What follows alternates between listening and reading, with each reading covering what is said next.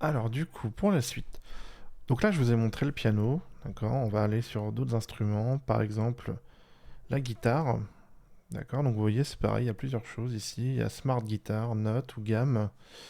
Vous pouvez aller dans Notes, si vous voulez, pour voir les notes de la guitare qui sont jouées directement.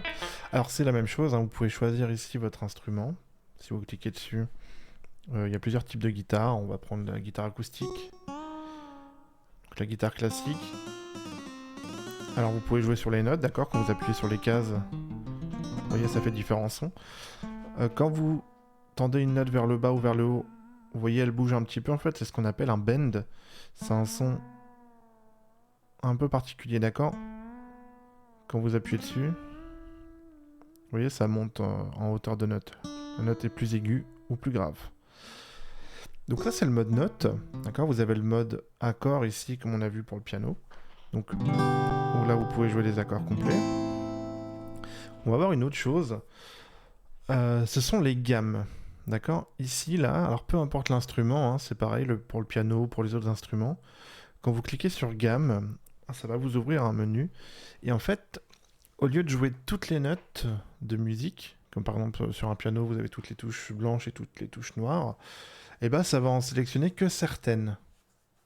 Et ça va utiliser que des notes qui s'utilisent bien entre elles. Donc par exemple, vous avez majeur, en dessous, vous avez mineur pentatonique, mineur. D'accord? Donc ça correspond à des notes.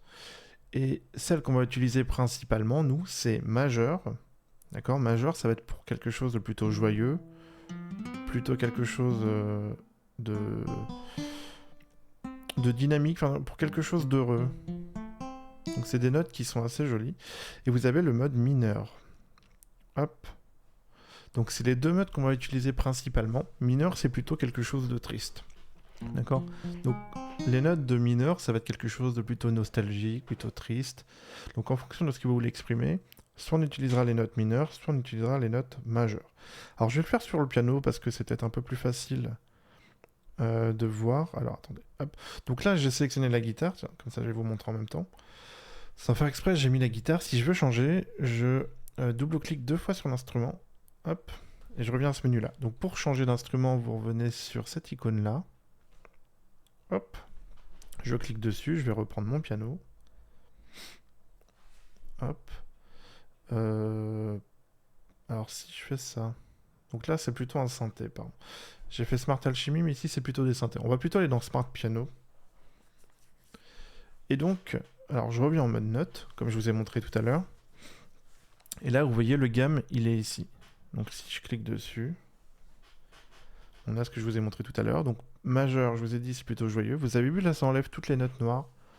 Enfin, ça vous crée des notes vraiment spécifiques de la gamme majeure, d'accord? Donc une gamme qui est plutôt joyeuse.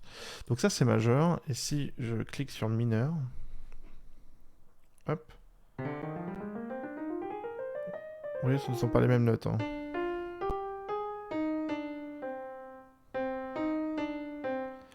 Et donc, vous voyez, il y a des notes qui sont grisées comme ça. Ce sont les premières notes de la gamme. Donc, c'est celle par laquelle on va essayer de commencer. D'accord? Quand vous jouez un morceau, on essaie de commencer par cette note-là et après, vous pouvez en faire d'autres. D'accord. Donc, ça, c'est pour les gammes. Je vais vous faire une dernière vidéo pour vous montrer un dernier truc. Et puis, vous aurez de bonnes bases pour commencer.